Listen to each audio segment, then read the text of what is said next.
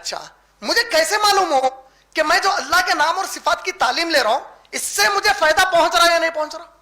بھائی آپ لوگ اتنا ٹائم نکال رہے ہیں, میں اپنا ٹائم آپ لوگوں کو جو نکال کے دے رہا ہوں, ہم سب ٹائم نکال رہے ہیں, اس سے کچھ فائدہ ہونے والا ہے نہیں ہونے والا ہے, یا ایک روٹین بس آ جاؤ؟ نہیں, یہ تو دیکھو منہ زبان نہیں بول رہے ہیں, یہ بات ہم مان رہے ہیں, لیکن اس کو تصدیق کرنے کے لیے اس کو صحابہ اور نبی صلی اللہ علیہ وسلم کیسا سمجھے تھے. دیکھو دنیا میں اللہ کے علم سے بڑا کوئی علم ہو ہی نہیں سکتا. آپ ہر چیز کا علم ذکر کر لو, نماز کا علم, نبی سے محبت کا علم, رسولوں کا علم, جنت کا علم, جہنم کا علم, پورا علم ایک طرف, اللہ کے بارے میں معلومات کرنا ایک طرف. اسی لیے کیا کہا اللہ کے نبی صلی اللہ علیہ وسلم, قیامت کے دن تمہاری تمام نیکیاں قتال فی سبیل اللہ, شہید ہو گے تم, وہ پوری نیکیاں ایک پڑھنے میں, اور ایک بار جو تم نے لا الہ الا اللہ اخلاص سے کہا تھا وہ ایک پڑھنے میں, یہ پڑھلا باہر ہے, یہ نیچے چلے گا. اتنا وزن ہے لا الہ الا اللہ میں, کیونکہ اللہ سے خالص جڑی ہوئی چیز ہے وہ. سمجھ میں آ رہا؟ یہ جو علم ہے ہمارا اللہ کے بارے میں, مجھے فائدہ دے گا یا نہیں؟ اس سے اگر میں بغیر فائدے کے وہ چیز کر رہا ہوں تو میں حکمت کر رہا ہوں, یہ حکمت ہے. بیوقوف ہو گیا, بدعقل ہو گیا. حکمت وہ چیز کرو جس میں صحیح علم, صحیح جگہ, صحیح مقام, صحیح طریقہ. تو اب صحیح طریقہ کیا ہے؟ نبی کا طریقہ.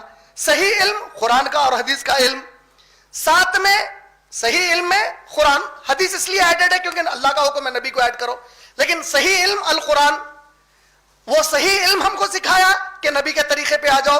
نبی کے طریقے کے لیے مجھے قرآن اور حدیث دونوں کی ضرورت ہے. اب صحیح مقام, اس کو اب استعمال کرنے کے لیے مجھے مقام چاہیے. دیکھیں یہ پوائنٹس کو یاد رکھیے کیونکہ آگے جو تقریر کے پارٹس آ رہے ہیں نا, یہ پورے کنیکٹ ہوں گے آپ لوگوں جا کے انشاءاللہ.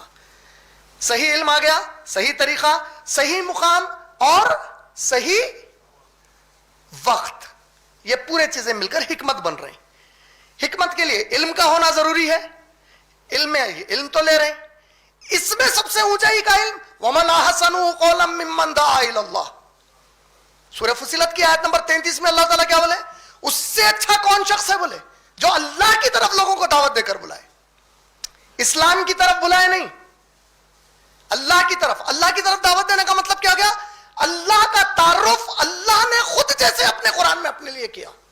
اللہ کے بارے میں لوگوں کو واقف کراؤں کہ اللہ کے صفات کیا کیا ہیں, اس کی شان کیسی ہے اللہ تعالیٰ کی, اس کے شان کو بیان کروں, اس کا ذکر کروں خالص.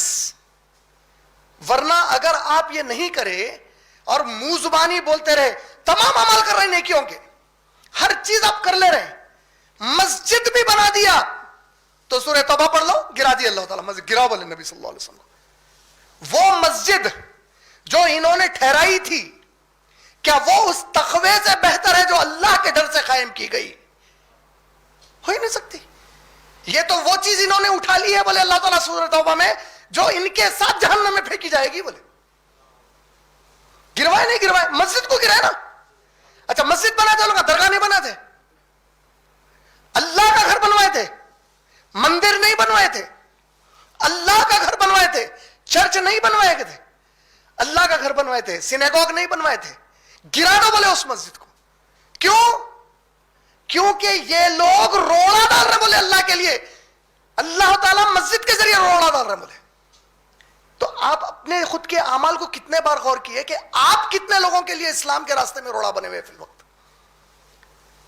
آج اگر جائزہ لیا جائے تو اسلام سے بدظن کیوں ہیں معلوم لوگ؟ کیونکہ مسلمان کی وجہ سے, ہم مسلمانوں کی وجہ سے اسلام سے بدظن ہو گئے لوگ.